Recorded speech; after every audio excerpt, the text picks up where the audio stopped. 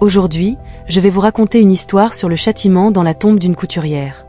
Cette jeune fille était une mémoriseuse du Coran et gagnait sa vie en travaillant sur une machine à coudre. Quel péché avait-elle commis pour subir un châtiment aussi sévère après sa mort? Un châtiment qui avait choqué les villageois lorsqu'ils en avaient entendu parler, car elle était connue pour sa grande piété.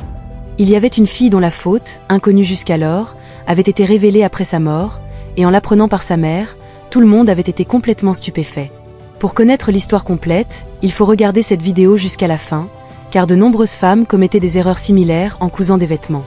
L'histoire d'aujourd'hui contient une leçon importante, surtout pour celles qui travaillent comme couturières. Sans le savoir, elles commettaient des erreurs qui les conduisaient à subir de graves châtiments. Dans une région éloignée d'une ville, vivait une fille nommée Fatima avec sa mère. Son père était décédé, et sa mère lui avait enseigné le Coran dès son jeune âge. Fatima allait à l'école et apprenait également à coudre à la machine pour aider à subvenir aux besoins du foyer en confectionnant des vêtements pour les gens. La mère et la fille parvenaient à manger 2 repas par jour. Fatima était une jeune fille très travailleuse. Elle avait des principes pour confectionner des vêtements qu'elle ne compromettait jamais.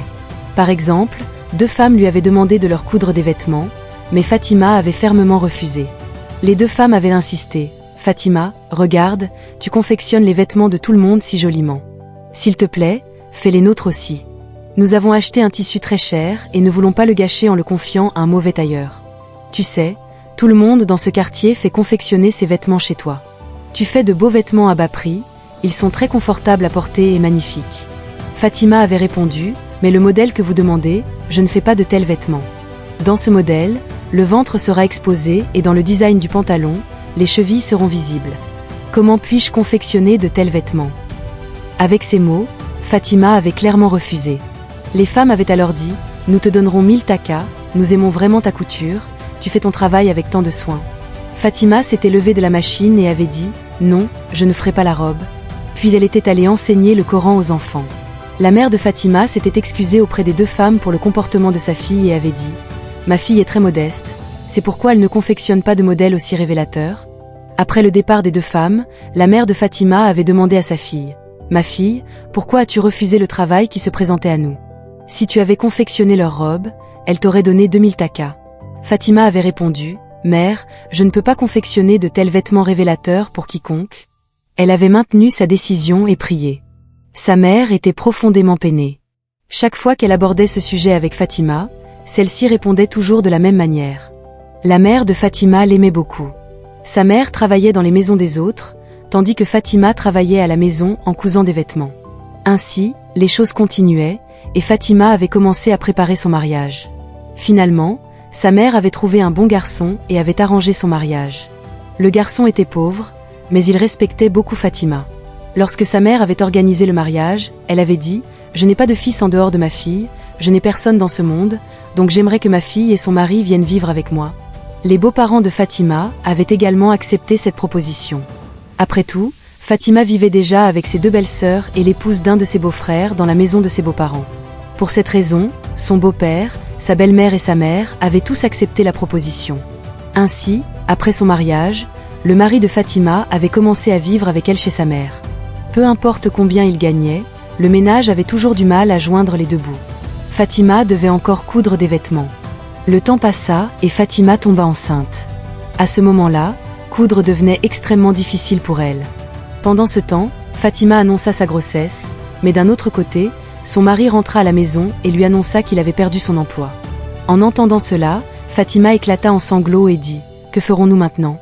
Comment vais-je continuer à coudre dans cet état ?» Son mari, Abdulrahman, la réconforta et lui assura qu'il trouverait un autre emploi bientôt. Pendant sa grossesse, son mari prit grand soin d'elle. Quand elle s'asseyait pour coudre, Rahman lui préparait du thé. Parfois, il préparait des collations et sortait tous les jours pour chercher du travail, mais il ne trouvait rien. Ainsi, les choses continuèrent jusqu'à ce que finalement, le jour spécial arriva. Fatima donna naissance à une belle petite fille. Le mari de Fatima et sa mère furent remplis de joie en voyant le bébé. Dans son bonheur d'avoir une fille, le mari de Fatima commença à distribuer des douceurs dans chaque maison. Étrangement, avec la naissance de sa fille, Rahman trouva également un emploi. L'endroit où il trouva cet emploi appartenait à un homme très strict. Il traitait ses ouvriers durement et ne se souciait que du travail. Les personnes désespérées étaient obligées de travailler dans son usine, et il insultait souvent ses employés avec des mots durs. Pendant ce temps, le foyer de Fatima traversait de grandes difficultés. Quand leur fille grandit un peu, Fatima recommença à coudre pour offrir une vie meilleure à sa fille. Les femmes qui lui confiaient des vêtements lui donnaient souvent des morceaux de tissu restants. En assemblant ces petits morceaux, Fatima cousait des vêtements pour sa fille. C'est ainsi que se déroulait leur journée, car le mari de Fatima ne gagnait pas assez pour couvrir de nombreuses dépenses. Il ne pouvait que payer les factures d'électricité et l'épicerie du ménage. Cependant, d'autres malheurs frappèrent leur vie. Un jour, Fatima tomba dans les escaliers et se blessa gravement à la tête. Le sang coulait abondamment de sa blessure et, en voyant cela, sa mère cria et se mit à pleurer. Les villageois se rassemblèrent rapidement autour de leur maison. Le mari de Fatima fut informé. C'était un jour de repos, mais Rahman était allé travailler pour gagner un peu d'argent supplémentaire, pensant utiliser cet argent pour acheter un jouet à leur enfant. Quand il entendit la nouvelle de l'accident de sa femme, il verrouilla rapidement l'usine, mit la clé dans sa poche et se précipita chez lui, transportant Fatima à l'hôpital. Elle rendit l'âme en chemin. Rahman se remémorait tout ce que Fatima avait dit dans sa vie. Il pleura sans relâche. La mère de Fatima pleura encore plus, pensant à ce qu'allait devenir le petit bébé qui était encore allaité. À cette pensée, elle pleura encore plus fort. Après la mort soudaine de Fatima, tout le monde se sentit profondément affligé. Tous disaient, qui aurait pu imaginer que cette jeune fille quitterait ce monde si jeune? Ils parlèrent tous des bonnes qualités de Fatima. Les villageois savaient à quel point elle était pieuse et modeste. Elle prenait soin de tout le monde et tous la louaient. La mère de Fatima et son mari pleurèrent jusqu'à s'évanouir presque. Le moment des funérailles de Fatima arriva. Après la cérémonie, elle fut enterrée dans un cimetière voisin. Pendant l'enterrement, la clé de l'usine glissa de la poche de son mari. Après l'enterrement, tout le monde rentra chez soi le soir. Chacun retourna à ses occupations. Après le départ de Fatima, la maison devint un désert. La machine à coudre de Fatima restait là devant eux. En la voyant, sa mère éclatait en sanglots encore et encore, car elle avait déjà perdu son mari très tôt dans sa vie. Perdre maintenant sa fille si jeune semblait insupportable. L'idée que sa petite fille soit laissée seule lui causait encore plus de douleur. Le mari de Fatima, Rahman, s'occupait de leur bébé. Il tenait la petite fille sur ses genoux, mais dans cette situation, il était impossible de consoler la mère. La fille qui avait été comme sa main droite était maintenant partie si soudainement. La mère de Fatima ne pouvait pas le croire. Elle disait, il y a à peine un instant, ma fille était assise ici en train de coudre des vêtements. Comment cela a-t-il pu arriver si soudainement? La petite fille de Fatima pleurait sans cesse. Rahman décida de ne pas aller travailler pendant 23 jours pour s'occuper de sa petite fille et de sa belle-mère. Lui-même souffrait du chagrin d'avoir perdu sa femme. Il planifia d'informer son patron qu'il ne pourrait pas venir travailler pendant 23 jours, mais en cherchant dans sa poche, il ne trouva pas la clé. Il devint très inquiet. Après avoir cherché longtemps, il se rappela que la clé avait peut-être été perdue dans la tombe. La mère de Fatima remarqua l'expression inquiète de Rahman et lui demanda « Rahman, mon fils, qu'est-ce qui t'arrive? Pourquoi es-tu si inquiet ?» Rahman répondit « Maman, j'avais la clé dans ma poche, mais maintenant je ne sais pas où elle est tombée. Peut-être est-elle dans la mosquée ou au cimetière ?» Puis Rahman pensa que la clé avait probablement glissé dans la tombe. Il devint très anxieux, car le propriétaire de l'usine était un homme très strict. Il n'hésiterait pas à punir sévèrement Rahman pour une simple clé perdue. Pendant que Rahman réfléchissait à tout cela, le propriétaire de l'usine l'appela. Le patron dit « Demain matin, je veux que tout le monde soit au travail. Viens chez moi maintenant et apporte la clé pour que je puisse faire commencer les ouvriers tôt le matin. » En entendant cela, l'état de Rahman s'aggrava encore plus, mais il n'avait pas le courage de dire à son patron que la clé était perdue. Il répondit « Je vous donnerai la clé demain matin. » Il devait donc retrouver la clé avant la fin de la nuit. Après avoir beaucoup réfléchi, il se rendit au cimetière à minuit. Son cœur était lourd et rempli de peur. Il n'était jamais allé au cimetière aussi tard la nuit. Ce cimetière était assez éloigné du village. Il ne savait pas quoi faire, mais il était crucial de retrouver la clé. En cherchant la clé, il arriva au cimetière. Son cœur battait à tout rompre de peur. Il se dirigea vers la tombe où il avait enterré sa femme ce soir-là et commença à creuser avec une pelle. Son objectif était de retrouver la clé perdue. Après avoir creusé un peu, le gardien du cimetière arriva et lui demanda « Pourquoi creuses-tu cette tombe? Qui es-tu » Mais en regardant de plus près le visage de Rahman, le gardien dit « N'es-tu pas celui qui a enterré ta femme ici ce soir ?» Rahman, effrayé, répondit « Oui, j'ai enterré ma femme ici ce soir, mais en l'enterrant, une clé très importante est tombée de ma poche dans la tombe. Cette clé est extrêmement importante pour moi. S'il vous plaît, pouvez-vous m'aider ? En entendant cela, le gardien aida le mari de Fatima. Ensemble, ils creusèrent beaucoup en peu de temps. À ce moment-là, la peur de Rahan s'était un peu apaisée et un espoir de retrouver la clé commençait à naître dans son cœur. Quand ils eurent presque fini de creuser, leurs yeux s'écarquillèrent de choc. Le gardien se hâta de recouvrir la tombe de terre. Tous deux transpiraient abondamment. Le gardien demanda : « Quelle sorte de femme était ta femme ? Pourquoi y a-t-il un son aussi étrange qui sort de sa tombe ?» Le mari de Fatima n'en croyait pas ses yeux. Sa femme était une femme très pieuse et vertueuse. Tout le monde la louait. Elle n'avait jamais commis de péché qui aurait pu provoquer un tel châtiment. Rahan devint agité d'anxiété. Le gardien dit : « Fais d'autres arrangements pour la clé si nécessaire, fais en refaire une nouvelle, mais récupérer la clé de la tombe ainsi n'est pas possible. Tu as vu par toi-même que le châtiment dans la tombe ne s'arrête pas.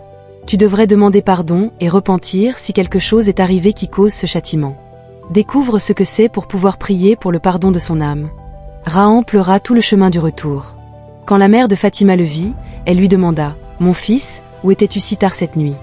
Je m'inquiétais tellement pour toi. » Rahan s'assit aux pieds de sa belle-mère et lui répondit : « Maman, toute ma paix et mon bonheur disparaissent. » Rahan était encore très secoué. La mère de Fatima demanda, effrayée : « Ne tourne pas autour du pot, mon fils. Dis-moi tout ce qui s'est passé. Qu'est-ce qui est arrivé ? » En pleurant, Rahan répondit : « Maman, quand j'ai creusé la tombe de Fatima, je n'en croyais pas mes yeux. Maman, un châtiment si sévère est infligé à quelqu'un d'aussi pieux que Fatima. Je ne peux même pas te dire ce que j'ai vu. Il y avait du feu qui brûlait sur les lèvres de Fatima, et elle criait de douleur. J'ai essayé d'éteindre le feu, mais ses lèvres étaient devenues grosses et enflées. Le reste de son corps était intact, mais ses lèvres étaient terriblement brûlées. J'ai réussi à éteindre le feu un moment, mais ensuite il a recommencé à brûler encore plus férocement. » Rahan poursuivit : « Au début, je ne comprenais pas, mais ensuite le gardien m'a dit : c'est un châtiment d'Allah. Allah ne punit que ses lèvres. Maman, je ne comprends pas pourquoi seules ses lèvres brûlaient. Elle avait toujours utilisé ses lèvres pour prononcer le nom. De ce fait, elle ne disait jamais de mal de personne. C'était une femme de bien. » Le mari de Fatima et sa belle-mère avaient passé toute la nuit à pleurer et à prier pour le pardon de Fatima auprès d'Allah. La mère de Fatima avait dit à Rahman : « Tu devrais aller à la mosquée et tout raconter à l'imam. Lui seul pourra nous dire ce qui se passe réellement et pourquoi ma fille subit ce châtiment. Pourquoi ma fille a-t-elle été punie ainsi ?» Rahman avait ressenti que c'était la chose à faire, car si quelqu'un pouvait résoudre le problème, c'était l'imam. Après avoir terminé la prière avec beaucoup de respect, Rahman, en larmes, avait tout raconté à l'imam. Après avoir écouté son récit, l'imam avait demandé à la mère de Fatima : « Ma sœur, dites-moi ceci. Fatima a-t-elle jamais calomnié quelqu'un, volé, ou y a-t-il eu un incident impliquant sa bouche ?» La mère de Fatima avait répondu : « Non, ma fille ne faisait que travailler sur sa machine à coudre. Elle n'avait pas le temps de rendre visite aux voisins ou d'inviter des amis pour discuter ou parler mal de qui que ce soit. » Ensuite, l'imam avait posé une question qui avait choqué la mère de Fatima. Est-ce que Fatima gardait parfois quelque chose qui ne lui appartenait pas, comme des morceaux de tissu restants après avoir confectionné des vêtements ou de petites choses comme du fil ? La mère de Fatima avait répondu : « Non, Fatima rendait toujours tout, et si elle avait besoin de quelque chose, elle le demandait aux clientes. » L'imam avait ajouté : « Réfléchissez bien, y aurait-il une raison pour laquelle un châtiment lié à sa bouche pourrait se produire ? Je pense que cela pourrait être lié à un manquement dans la restitution de quelque chose, car je connais Fatima depuis longtemps. Elle a pris le Coran avec moi. Réfléchissez bien et dites-moi si elle aurait pu commettre une erreur impliquant sa bouche. » La mère de Fatima avait répondu : elle avait une habitude étrange. Elle n'utilisait jamais de ciseaux, elle coupait les fils avec ses dents, et parfois, des morceaux de fil restaient dans sa bouche. Je l'ai vue faire cela de nombreuses fois. Je lui disais souvent qu'elle pourrait se blesser les lèvres ainsi, mais elle restait attachée à cette habitude. L'imam avait alors dit : il est possible que ce châtiment soit dû à l'utilisation de sa bouche pour couper des fils. Peut-être qu'en cousant, un petit morceau de fil est resté dans sa bouche au moment de son décès, et à cause de ce fil, elle est punie. Après tout, les restes de fil ou de tissu appartiennent à la personne qui a payé pour la couture, et même un petit morceau doit être rendu, car cela fait partie de la confiance. L'imam continua : la meilleure chose à faire maintenant est de prier pour le pardon de son âme et d'aller voir les personnes qui lui avaient donné des vêtements à coudre. Expliquez-leur l'habitude de Fatima et demandez-leur pardon pour cette petite erreur. En entendant cela, la mère de Fatima devint très inquiète. Elle pensa : une si petite chose, mais qui a conduit à un châtiment aussi sévère. Je n'aurais jamais imaginé que cela pouvait arriver. Après cela, La mère de Fatima rassembla toutes les personnes qui avaient confié des vêtements à Fatima pour les coudre. Elle leur expliqua tout sur la petite erreur de Fatima et, les mains jointes, demanda leur pardon pour cette faute. Mais pour beaucoup d'entre eux, cela ne semblait pas être une grande affaire, et ils pardonnèrent immédiatement à Fatima. Certaines personnes pensaient même que ce n'était pas un péché. Mais comme on dit, ce qui semble petit aux yeux des hommes peut peser lourd dans les registres des actes. Puisqu'il s'agissait d'une question de confiance, même une petite erreur avait conduit au châtiment de Fatima. Tout le monde connaissait le bon caractère de Fatima, alors ils lui pardonnèrent et repartirent. La nuit suivante, Fatima apparut dans le rêve de Rahman et lui dit « Retourne vite vérifier la tombe pour la clé. Regarde dans quel état elle se trouve et dis-moi si le châtiment a été levé. » En réalité, Rahman retourna voir le gardien pour découvrir comment un si petit morceau de fil avait conduit à ce châtiment. Ensemble, ils creusèrent de nouveau la tombe et constatèrent que tout allait bien. Une agréable fragrance émanait de la tombe. La clé était toujours à l'intérieur. Rahman prit la clé et ils refermèrent la tombe. En rentrant chez lui, Rahman raconta tout à sa belle-mère. La mère de Fatima remercia Allah, car le châtiment infligé à sa fille avait été levé. Quand les villageois entendirent cette histoire, ils furent tous stupéfaits. Ils commencèrent à se demander comment une fille si pieuse avait pu recevoir un châtiment aussi sévère pour une si petite erreur. Tout le monde commença à se repentir et à demander pardon, tout en corrigeant leurs propres erreurs. À partir de ce jour, les habitants du village devinrent très consciencieux au sujet de la confiance. Si quelqu'un possédait ne serait-ce qu'une petite chose appartenant à une autre personne, il la rendait aussi vite que possible. Fatima avait quitté ce monde, mais elle avait laissé derrière elle son mari et sa mère, les faisant se sentir seuls. Le mari de Fatima, sa petite fille et sa mère se souvenaient toujours d'elle. Fatima était comme une fleur dont le parfum continuait de se répandre partout, même après son départ. Personne ne l'oublia. Elle resta vivante dans le cœur de chacun grâce à son bon caractère et à son comportement. Peut-être qu'elle est maintenant au paradis, après avoir subi le châtiment pour une petite erreur qu'elle avait commise. En vérité, ce n'était qu'une petite coupure de fil avec ses dents. La plupart des couturières font cette erreur. J'ai moi-même vu de nombreuses femmes couper du fil avec leurs dents. Mais quelqu'un a-t-il jamais pensé aux conséquences ?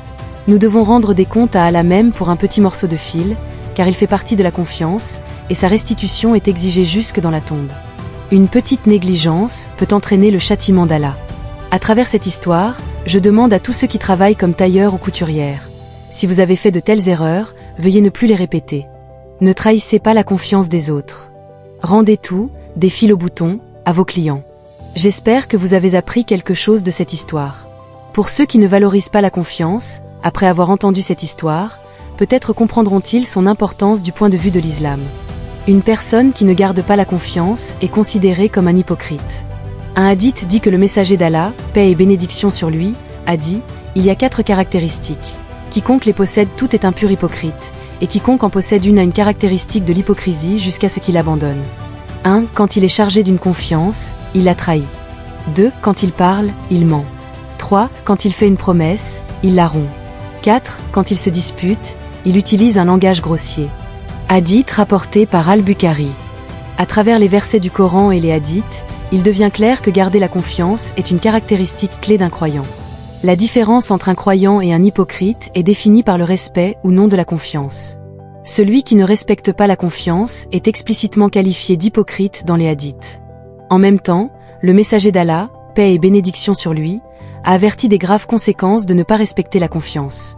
Il a dit « L'un des signes du jour du jugement est la trahison généralisée de la confiance. Cela signifie que dans les derniers temps, la trahison de la confiance deviendra monnaie courante. » Selon le hadith, confier une responsabilité à une personne incompétente est également considéré comme une forme de trahison. Abu Huraira, qu'Allah soit satisfait de lui, a rapporté que le prophète, paix et bénédiction sur lui, discutait avec un groupe. À ce moment-là, un bédouin est venu et a demandé « Quand aura lieu le jour du jugement ?» Le prophète, paix et bénédiction sur lui, continua sa discussion. Certaines personnes pensaient qu'il n'avait pas aimé la question, d'autres qu'il ne l'avait pas entendue. Après avoir terminé sa discussion, le prophète, paix et bénédiction sur lui, demanda « Où est celui qui a posé la question ?» L'homme répondit « Me voici ». Le prophète, paix et bénédiction sur lui, dit alors « Lorsque la confiance sera trahie, considère que le jour du jugement est proche. » L'homme demanda « Comment la trahison de la confiance se produira-t-elle » Le prophète, paix et bénédiction sur lui, répondit « Lorsque des responsabilités seront confiées à ceux qui ne sont pas dignes de confiance, alors attends-toi au jour du jugement. Merci infiniment d'avoir regardé jusqu'à la fin. Si cette histoire vous a touché et que vous aimez les récits qui mêlent des leçons de vie et des intrigues captivantes, n'hésitez pas à laisser un j'aime et à vous abonner pour ne pas manquer les prochaines vidéos. Votre avis compte vraiment pour moi. Partagez vos pensées dans les commentaires. Je suis curieux de savoir ce que vous avez retenu de cette histoire. Si cette vidéo vous a inspiré, faites en profiter vos amis en la partageant et activez la cloche pour être informé dès que je publie de nouvelles histoires. Et enfin, dites-moi d'où vous regardez. Merci encore pour votre soutien incroyable et jusqu'à ce que nous nous retrouvions, restez bénis et nous nous verrons dans une prochaine aventure.